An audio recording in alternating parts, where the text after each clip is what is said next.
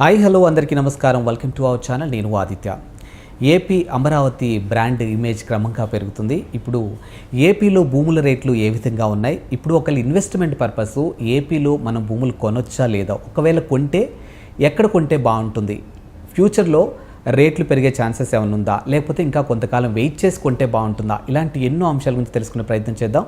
So ప్రస్తుతానికి మనతో పాటు స్టూడియోలో ఉన్నారు real estate expert Sanjay Nayak garu. So వారిని అడిగి తెలుసుకుందాం. నమస్కారం సార్. నమస్కారం సార్. సార్, ఇప్పుడు ఏపీలో టీడీపీ అధికారంలోకి వచ్చిన తర్వాత రాజధాని ఆ ఏరియాలో భూముల రేట్లు అమాంతం పెరిగాయని ఇలా ఒక టాక్ నడుస్తుంది. నిజంగా ఇప్పుడు ఏపీలో రియల్ ఎస్టేట్ కూడా చాలా పెరిగిందని అంటారు. ఇప్పుడు ఏపీలో నిజంగా మనం ఒక భూమి కొనాలంటే ఎక్కడ కొంటే బాగుంటుంది, అది కూడా ఇన్వెస్ట్మెంట్ పర్పస్. అండ్ ఇంకోటి ఏంటంటే అసలు ఇప్పుడు కొనుక్కోవడానికి కరెక్ట్ టైమా కాదా?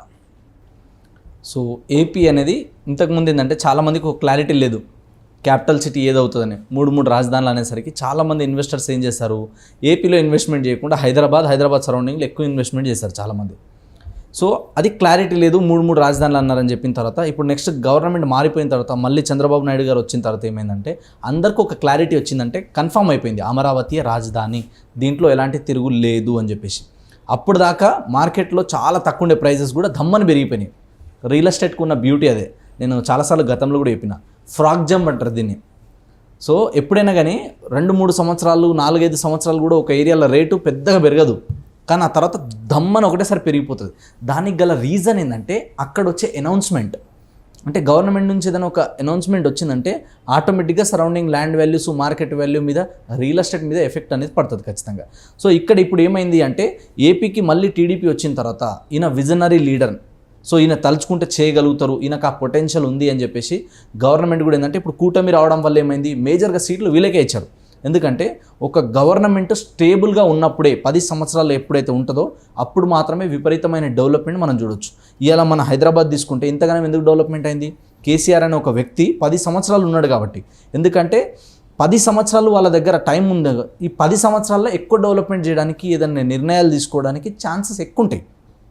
5 సంవత్సరాలు ఏం కాదు. అందుకే గతంలో 5 సంవత్సరాలు ఉన్నా కూడా పెద్దగా డెవలప్మెంట్ ఏం కాలే.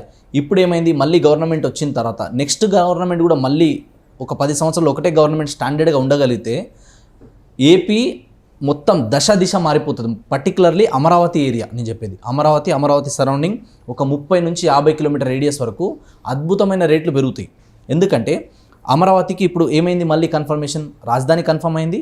ప్లస్ ఇప్పుడు బడ్జెట్లో మొన్న వచ్చినప్పుడు ఏమైంది, దాదాపు 15,000 కోట్ల అమౌంట్ వచ్చింది. ప్లస్ దీంతో పాటు ఇంకా అడిషనల్గా మీకు ఏమైనా అవసరం అయితే కూడా మేము సపోర్ట్ చేస్తామని చెప్పి కూడా సెంట్రల్ నుంచి సపోర్ట్ ఉంది. అలా సెంట్రల్కి కూడా ఇక్కడ ఏపీని కాపాడుకోవాల్సిన అవసరం చాలా ఉంది కాబట్టి సో ఇదొక మేజర్ అడ్వాంటేజ్. దాని తర్వాత ఏంటంటే మొన్నటిదాకా 20,000 30,000 ఉన్నది కూడా ఇలా 50,000 70,000 ఉంది. కోర్ ఏరియాలో ₹1,00,000 అంతకన్నా ఎబో కూడా ఉన్నాయి. సో మన దగ్గర ఎఫర్ట్ చేయగలిగితే కోర్ ఏరియాలో కొనవచ్చు.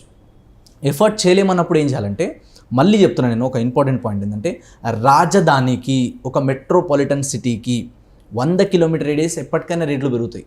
ఇది నేను చెప్పట్లేదు, రియల్ ఎస్టేట్లో మహా గురువులు నాకు చెప్పిన విషయం ఇది. 200 కిలోమీటర్లు పెరుగుతుంది అంటే గ్యారంటీగా. కానీ ఫస్ట్ ఫేజ్లో మనం ఎక్కడ దాకా పెట్టుకోవాలి టార్గెట్ 100 కిలోమీటర్. ఇప్పుడు అది కొత్త బేబీ, అమరావతి అనేది ఇప్పుడే స్టార్ట్ అయింది కాబట్టి ఇప్పుడు అక్కడ ఏంది 50 కిలోమీటర్లు వెళ్ళాల్సిన అవసరం లేదు, 20-30 కిలోమీటర్ రేడియస్లోనే మంచి స్కోప్ ఉంది. సో అమరావతికి కనెక్టింగ్ రోడ్స్ ఎలా ఉన్నాయి, ఎక్కడెక్కడైతే కనెక్టింగ్ మంచిగా ఉన్నాయో, ఇప్పుడు నెక్స్ట్ ఓఆర్ఆర్ కూడా ఇస్తామంటున్నారు. దాదాపు అది ఒక 160 కిలోమీటర్లు 180 కిలోమీటర్లు అని కూడా విన్నాను నేను. సో ఈ ఔటర్ రింగ్ రోడ్ ఎక్కడి నుంచి అయితే వస్తుందో దానికి సరౌండింగ్లో ప్లస్ ఈ క్యాపిటల్ సిటీకి ఒక 20-30 కిలోమీటర్ రేడియస్లో ఇంకా రీజనబుల్ అఫోర్డబుల్ ప్రైస్లో ఉన్నాయి. 10,000 15,000 20,000 రేంజ్లో కూడా గజాలు కొన్ని దొరుకుతున్నాయి కొన్ని ఏరియాలో. సో అవి ఎక్కడెక్కడ ఉన్నాయన్నది వాళ్ళు సెలెక్ట్ చేసుకొని మనకి ఎక్కడ ట్రాన్స్పోర్టేషన్ ఫెసిలిటీ ఈజీగా ఉంది, ఎక్కడ ఎమ్యూనిటీస్ బాగున్నాయి, ఎక్కడ డెవలప్మెంట్కి ఎక్కువ స్కోప్ ఉంది, ఎక్కడ ల్యాండ్ మంచిగా ఉంది, ఇది కూడా చాలా ఇంపార్టెంట్. ఇది చూసుకొని మనం ఇన్వెస్ట్మెంట్ చేయగలిగితే అమరావతి సరౌండింగ్లో ఉన్న ఏరియాస్ అన్నీ కూడా ల్యాండ్ వాల్యూస్ ఖచ్చితంగా పెరిగినాయి. ఇంతకుముందు ఏం లేదు, బట్ సడన్గా మళ్ళీ గవర్నమెంట్ కన్ఫర్మ్ చేసిన తర్వాత, రాజధాని అని కన్ఫర్మ్ అయిన తర్వాత రేట్లు పెరగకుండా ఉండవు, ఖచ్చితంగా పెరుగుతాయి. సో దీంతో పాటు ఏంది, ఇప్పుడు ఏంటంటే గవర్నమెంట్ ఇప్పుడే ఫామ్ అయింది. సో నెక్స్ట్ ఇంకా ఏమంటున్నారు, వేరే రాష్ట్రాలు వేరే దేశాలు కూడా తిరిగి అక్కడ నుంచి ఇన్వెస్ట్మెంట్స్ అన్ని ఇక్కడ తీసుకొచ్చి ఇక్కడ ఇండస్ట్రీస్ ఎంప్లాయ్మెంట్ జనరేట్ చేసే విధంగా మేము హెల్ప్ చేస్తాం. సో దానివల్ల ఏమవుతుంది, సరౌండింగ్ ల్యాండ్ వాల్యూస్ పెరగడమే కాదు, ఎంప్లాయ్మెంట్ ఆపర్చునిటీ పెరిగిపోతుంది. ఎంప్లాయ్మెంట్తో పాటు మేజర్గా పెరగాల్సింది ఇన్ఫ్రా పెరుగుతుంది. ఎప్పుడైతే ఇన్ఫ్రాస్ట్రక్చర్ పెరుగుతుందో మీరు రాసి పెట్టుకోండి, ఎక్కడైతే డెవలప్మెంట్లు అయితే అక్కడ జనాలు వస్తారు.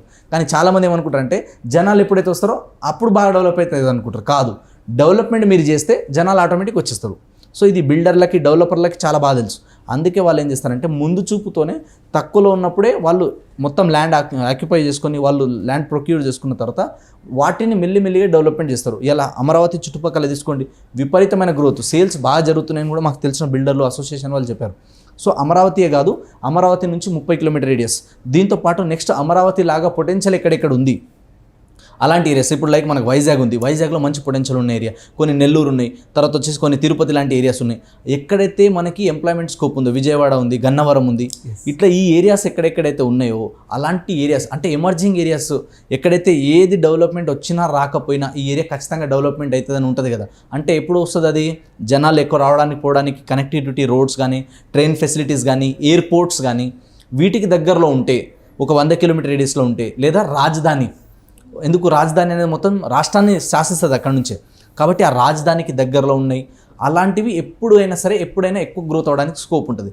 దీంతో పాటు ఏంటంటే ఎంప్లాయ్మెంట్ ఇండస్ట్రీస్ ఎక్కడెక్కడ ఉన్నాయి, ఎక్కడైతే ఆల్రెడీ మనకి మంచి స్కోప్ ఉంది, ఆల్రెడీ చాలామంది ఇక్కడ వచ్చి ఉంటున్నారు అన్నప్పుడు అలాంటి సిటీస్ని, కాలనీస్కి, టౌన్స్కి, సిటీస్కి దగ్గర ఉన్నప్పుడు Tier 1, Tier 2, Tier 3, Tier 4 cities అని ఉంటాయి. అంటే 1,00,000 జనాభా కన్నా ఎక్కువ ఎక్కడైతే ఉన్నారో, ఎక్కడైతే మున్సిపాలిటీస్ ఉన్నాయో అలాంటి ఏరియాస్కి మనం దగ్గర ఉంటే ఎక్కడైనా సరే ఖచ్చితంగా అప్రిషియేషన్ వస్తుంది. అండ్ అమరావతికి ఇంకా డెవలప్మెంట్కి ఎక్కువ స్కోప్ ఉంది, ఇప్పుడే స్టార్ట్ అయింది కాబట్టి రానున్న రోజుల్లో విపరీతమైన గ్రోత్ అనేది వస్తుంది. బట్ ఇమ్మీడియట్గా ఓవర్ నైట్ అవ్వదు, ఎందుకంటే లాస్ట్ 4-5 years బ్యాక్ ఇన్వెస్ట్మెంట్ చేసిన వాళ్ళు ఇలా మంచి అప్రిషియేషన్లో ఉన్నారు, ఇలా వాళ్ళకి మంచిగా పెరిగింది. సో నెక్స్ట్ నేనేమంటా అంటే నెక్స్ట్ ఇంకొక 5 to 10 years మీరు వెయిట్ చేయగలిగితే ఇంకా అద్భుతమైన రిటర్న్స్ వస్తాయి. ఆ తర్వాత మనం కట్టుకొని ఉండాలన్నా ఉండొచ్చు, లేదా డెవలప్మెంట్కి ఇవ్వచ్చు, లేదా దాన్ని డెవలప్ చేసి రెంట్కి ఇవ్వచ్చు.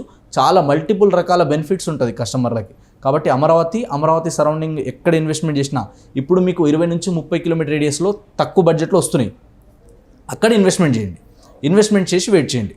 అంతేగాని మళ్ళీ ఇది అవుతుందో లేదో, ఇక్కడ డెవలప్మెంట్ కాకపోతే ఎట్లా, అట్లా కాకపోతే ఎట్లా అని ఏం లేదు. ఇప్పుడు ఏ గవర్నమెంట్ మారినా ఒకసారి అమరావతి ఫైనల్ అయిపోయింది, ఒకసారి స్టార్ట్ అయిపోయిందంటే ఇక దాన్ని ఆపనికి లేదు ఇప్పుడు. ఎందుకంటే గతంలో చాలామంది చూస్తారు, సో జనాలు కూడా విసిగిపోయి వాళ్ళు ఫిక్స్ అయిపోయారు. ఎందుకంటే రాజధాని లేనిది ఎన్ని రోజులు ఉంటుంది రాష్ట్రం అని చెప్పేసి కూడా చాలామంది ఇబ్బంది పడ్డారు.